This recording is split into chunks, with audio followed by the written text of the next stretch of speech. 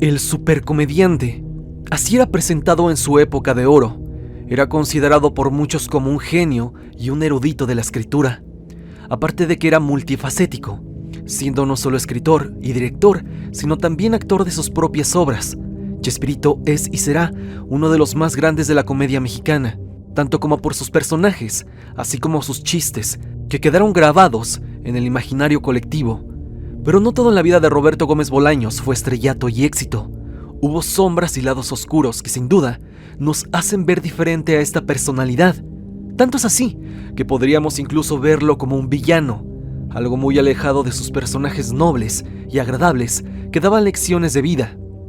Es así que te pido te pongas cómodo y sin más dilación, pasemos con el iceberg de Chespirito.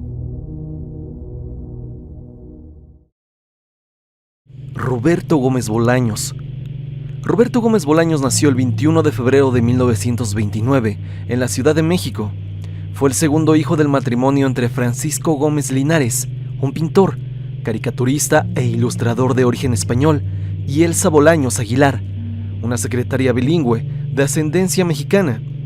Desde pequeño, Roberto mostró una gran sensibilidad artística, alimentada tanto por el entorno intelectual de su hogar como por la creatividad innata que corría por sus venas. Aunque muchos lo recuerdan por su humor, Roberto no comenzó su carrera en la comedia. Primero estudió ingeniería mecánica en la Universidad Nacional Autónoma de México, aunque nunca ejerció la profesión. En cambio, se sintió atraído por la escritura, la poesía y los guiones. Durante los años 50 y 60, trabajó como creativo publicitario, guionista para radio y escritor de comedia para estrellas como Viruta y Capulina. Su ingenio y constancia lo hicieron destacar en un medio competitivo. A finales de los 90, ya casado con Graciela Fernández, dio sus primeros pasos como actor y productor. Lo que parecía una carrera modesta, dio un giro total con la creación de personajes como el Chapulín Colorado y el Chavo del Ocho, que marcarían para siempre la televisión en México y América Latina. Pero todo comenzó en un hogar lleno de cultura, guiado por una madre firme y un padre artista, donde el pequeño Roberto creció no solo con sueños, sino con herramientas para hacerlos realidad. ¿De dónde viene la palabra Chespirito?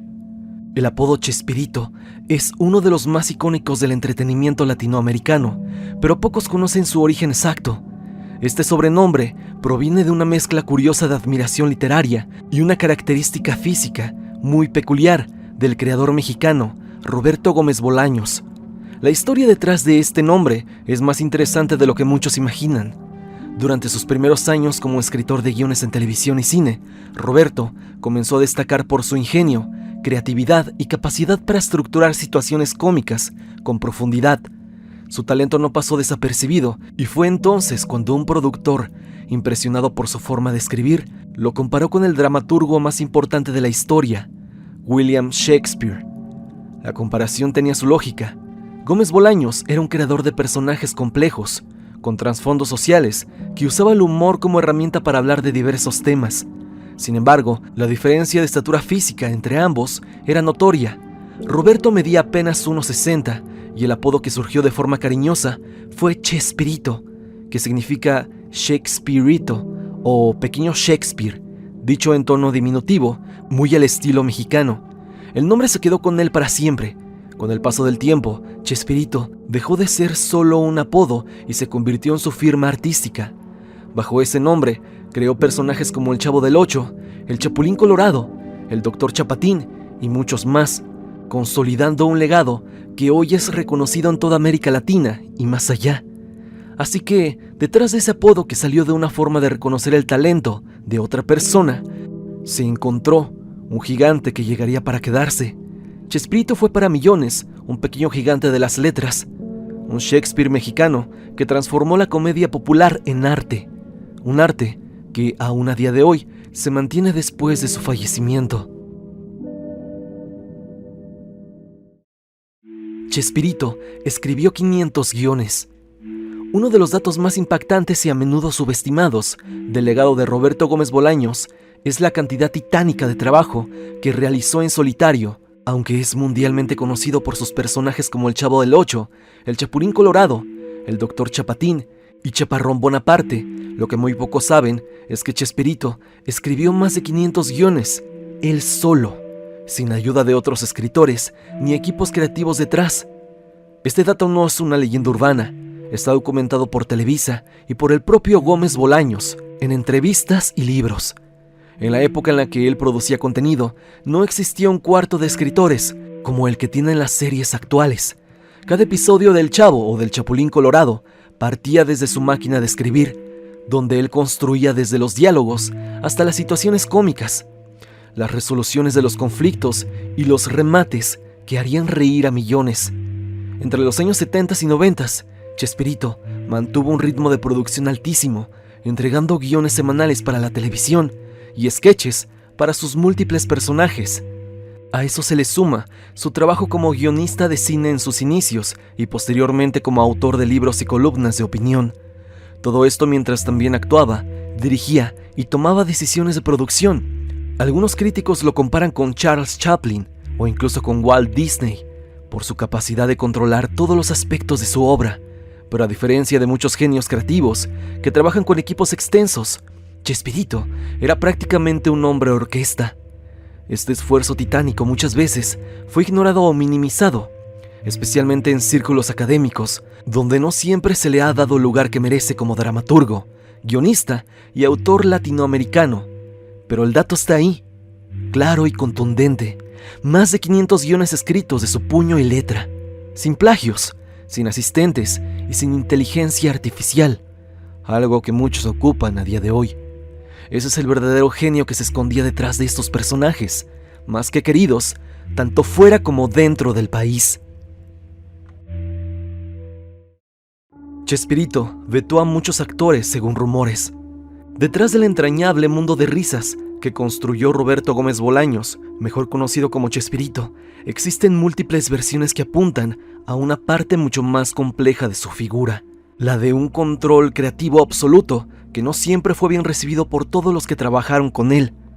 Uno de los rumores más constantes en la historia de su legado es que vetó a varios actores, especialmente a quienes entraban en conflicto con sus decisiones o su liderazgo dentro del elenco. Uno de los casos más conocidos es el del actor Carlos Villagrán, quien interpretó a Kiko. Tras salir del programa en el año 1978, Villagrán intentó llevar a su personaje a otros países, tales como Venezuela, y producir contenido propio. Esto provocó un rompimiento total con Chespirito, quien habría usado su influencia en Televisa para que no se le volviera a contratar, ni se permitiera el uso de personajes relacionados con la vecindad. Otro caso es el de María Antonieta de las Nieves, la Chilindrina, quien años más tarde reveló que tuvo que luchar legalmente por los derechos de su personaje, ya que no podía trabajar libremente fuera del paraguas de Televisa sin enfrentar consecuencias. Aunque no se ha confirmado de forma oficial, muchos sostienen que Chespirito habría vetado su participación en nuevos proyectos o en reuniones del elenco original. Hay una entrevista muy reciente de María Antonieta de las Nieves con Pati Chapoy, en donde ella argumenta que registró a la Chilindrina porque ninguno de los personajes de la vecindad estaban registrados, o más bien, no se había renovado su registro ante el INPI, y así ella pudo quedarse con el personaje. También se ha dicho que Rubén Aguirre, quien actuó como el profesor Girafales, pasó por un distanciamiento con Chespirito, y que Ramón Valdés, aunque muy querido, terminó saliendo del show por diferencias personales y cansancio, sobre todo porque Florinda Mesa, que se terminó convirtiendo en esposa de Chespirito, le daba órdenes, y él dijo que ninguna mujer le iba a dar órdenes, y prefirió salirse del elenco. Lo cierto es que, aunque Roberto Gómez Bolaños fue un genio creativo, también era alguien muy celoso de su obra, lo que llevó a muchos a verlo como alguien inflexible y dominante en el control de los personajes y los derechos. Aún hoy, el tema de los eventos sigue siendo parte de las conversaciones turbias que rodean su legado. Chespirito ganó millones, pero les pagaba mal al elenco.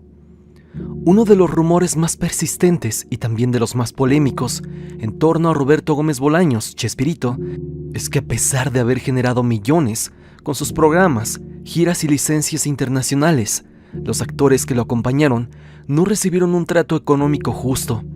Aunque no todos lo han confirmado abiertamente, varios ex integrantes del elenco han hablado de malos pagos, ausencia de regalías y contratos poco favorables.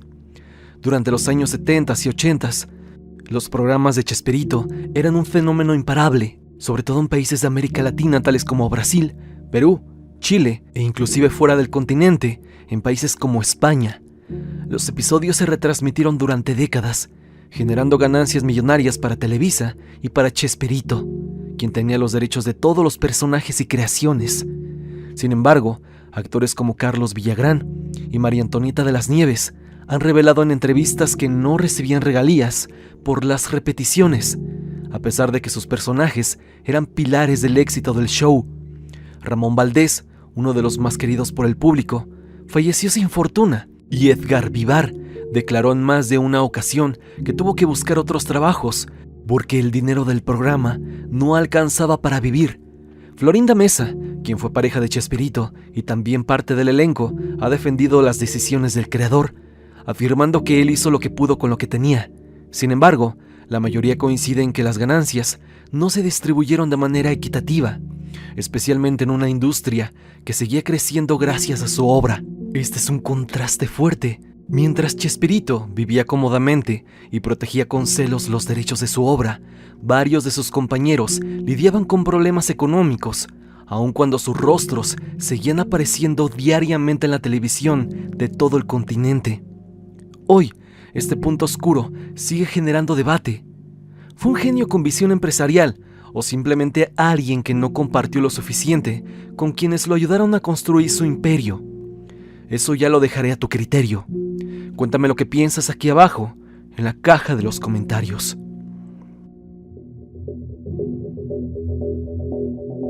La teoría de que todo el universo de Chespirito ocurre dentro de la mente del Chavo.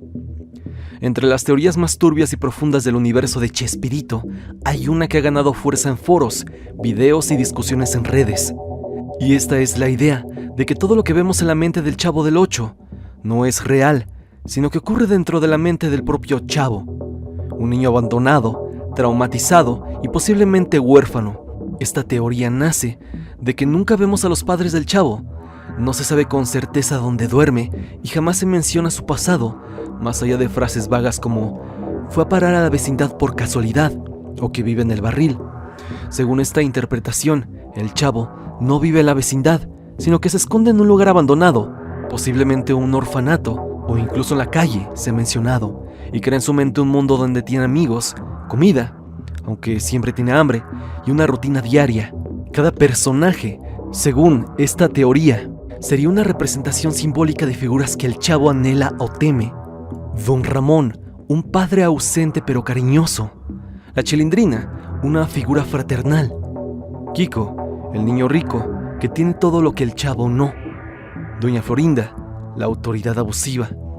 El profesor Girafales, un adulto protector, idealizado. Incluso el humor absurdo, los insultos repetitivos, los malentendidos y la violencia cómica podrían ser una forma de procesar el dolor de su abandono, usando el juego como una forma de evadir su triste realidad. Hay quienes van más lejos y aseguran que el Chavo falleció y que todo lo que vemos es su cielo imaginario, donde al fin es aceptado. Obviamente de esto no hay evidencia oficial que confirme esta teoría o hipótesis. El tono agridulce del show, los silencios emocionales y algunos episodios más melancólicos, como el del Globo o el Día de Reyes, alimentan esta idea. Lo que para millones fue solo una comedia infantil, para otros es una historia trágica, disfrazada de risas que solo el Chavo comprendía completamente. El pilar y la pieza clave del éxito de Chespirito, Graciela Fernández. Gran parte del éxito de Roberto Gómez Bolaños, más conocido como Chespirito, no habría sido posible sin el apoyo incondicional y estratégico de su primera esposa, Graciela Fernández. Desde sus primeros años de matrimonio en 1968, cuando ella tenía apenas 15 años y él 22, Graciela no solo fue compañera en lo personal, sino también una fuerza impulsora clave en su vida profesional. Al principio, Roberto trabajaba en una fábrica, cortando remaches, pero fue Graciela quien, convencida del talento de su esposo, lo alentó a renunciar a ese empleo estable y perseguir su verdadero sueño, ser escritor y comediante. Ese acto de fe no fue anecdótico. Ella lo impulsó a dar el salto hacia la carrera, que sin ese apoyo podría haber quedado estancada. Durante las giras del Chavo del Ocho y el Chapulín Colorado, Graciela no solo se limitaba a cuidar del hogar, sino que acompañaba a Roberto, gestionaba viajes, colaboraba con el equipo de producción y sostenía la estabilidad emocional de su familia, de 8 personas, porque Roberto y Graciela tuvieron 6 hijos. Su presencia solidificó el soporte familiar necesario para que Chespirito pudiera dedicar largas horas al guión y la actuación, sin preocuparse por lo doméstico o cosas de su hogar. El rol de Graciela trasciende lo emocional. Fue socia creativa, fue ella quien cosió el primer traje del Chapulín Colorado, un aporte con valor simbólico y técnico. Diseñó el corazón rojo con la CH en el pecho y ajustó todos los detalles para que el traje funcionara ante la pantalla de croma, como recordó su hija Marcela en una entrevista. Este traje icónico no hubiera sido posible sin un ojo estético y sus habilidades manuales con la costura. Una faceta poco conocida pero vital. Además, la serie biográfica de HBO Max, Chespirito, Sin Querer Queriendo, interpretada por Paulina Dávila y Macarena García como Graciela, destaca cómo ella fue una guía constante. Su personaje no solo aparece apoyando emocionalmente, sino que también se le muestra como consejera de guiones y decisiones creativas. En la historia se reconoce que Graciela no fue solo una musa, sino también pieza fundamental del motor creativo. A pesar de esto, su historia ha quedado opacada por las luces de Chespirito y su posterior relación con Florinda Meza, pero sus aportes emocionales, logísticos y creativos transformaron la vida y carrera de Roberto. Sin Graciela, es posible que el Chavo del Ocho y el Chapulín Colorado nunca hubieran despegado de la misma manera, o lo habrían hecho sin la fuerza familiar que ella representaba. Mientras el mundo celebraba a Chespirito, dentro de su hogar existía una versión silenciosa de la historia, la de una joven madre, esposa y colaboradora que tejía el éxito de su esposo con mano firme. Más allá del traje del Chapulín, Graciela intervino en decisiones clave, como el tono de la historia, el diálogo y la identidad de los personajes. Era común verla en el set de grabación, observando, corrigiendo detalles y ofreciendo retroalimentación. Televisa y el equipo de producción tenían gran estima, no solo por su carácter amable, sino porque aportaba orden, cercanía en un ambiente de egos y presión. Ella representaba un equilibrio familiar que permitió a Chespirito funcionar como guionista incansable e intérprete carismático. Lo importante que fue Graciela también se refleja en el guión biográfico. Aparecen escenas que reproducen conversaciones entre ambos, donde ella cuestiona decisiones laborales, abordajes morales de sketches y sugerencias del drama. Esto deja ver que su visión se filtró en la obra, incluso cuando el crédito recayó solo en Roberto. Cuando surgieron tensiones, como la cercanía de Chespirito con Florinda Meza y las infidelidades que el propio tono de la bioserie expone, Graciela enfrentó cambios personales drásticos. Las fracturas en su matrimonio fueron profundas. Sin embargo, ella mantuvo la calma, cuidó de la familia y sostuvo el hogar. En el divorcio de 1989 hubo un aparente arreglo económico que la dejó con recursos, pero también con la responsabilidad de criar 6 hijos y sostener el legado emocional de Chespirito. Su huella creativa sobrevivió incluso después del divorcio. Cada petición de El Chapulín Colorado, cada recuerdo del traje o los guiones cautivadores contenía elementos donde su influencia no podía ocultarse. Sin ella, esas historias habrían tenido otro color, menos cercanas, tal vez menos emotivas. Hoy, casi 40 años después del divorcio y 11 del fallecimiento de Chespirito, la obra que nos muestra a unos niños de vecindad pobre o un chapulín desafortunado pero valiente sigue transmitiendo valores universales. Ese corazón rojo no solo representa valentía, es un símbolo de la complicidad familiar entre Roberto y Graciela, un tejido creativo hecho en casa y para la familia. Además de sus aportes visibles como la confección del traje, Graciela también fue un eje de estabilidad emocional en una industria cargada de estrés, celos profesionales y presión constante por generar contenido exitoso. Muchos cercanos a la familia han señalado que ella era quien ponía orden en el caos, quien aterrizaba a Roberto cuando los egos o el cansancio amenazaban con sobrepasarlo. Durante los primeros años de fama de Chespirito, cuando el fenómeno del Chavo del Ocho comenzaba a conquistar América Latina, Graciela mantuvo un perfil bajo, alejada de las cámaras, pero no de la creación. Aportaba ideas, revisaba libretos e incluso fungía como el primer filtro de muchos chistes y situaciones que luego veían la luz en pantalla. Una anécdota poco conocida es que Graciela solía escribir notas manuscritas con observaciones sobre ciertos guiones, sugiriendo ajustes de tono o enfoque. Roberto las tomaba con seriedad y muchas veces modificaba partes del libreto, según sus observaciones. Esto demuestra que su influencia era constante, aunque nunca fue reconocida públicamente como escritora o asesora oficial. Llegados a este punto, considero que lastimosamente no se le dio todo el reconocimiento que ella merecía, ya que Graciela, si bien no hizo todo, fue un empujón que Chespirito, o mejor dicho Roberto, necesitaba para tener éxito, y vaya que lo tuvo. Graciela fue el pilar escondido en la vida de Chespirito y todo su universo, y con la bioserie se dejó ver que ambas esposas que tuvo Roberto, ella era con quien debió quedarse toda su vida. Pero bueno, como seres humanos no somos perfectos, y ninguno de nosotros estamos exentos de cometer un error de esta calaña, y muchos creen que dejar a esta mujer, que era oro puro, por Florinda Mesa, fue uno de sus peores errores y defectos. Pero dime, ¿cuál es tu pensar acerca de este puesto? En los comentarios.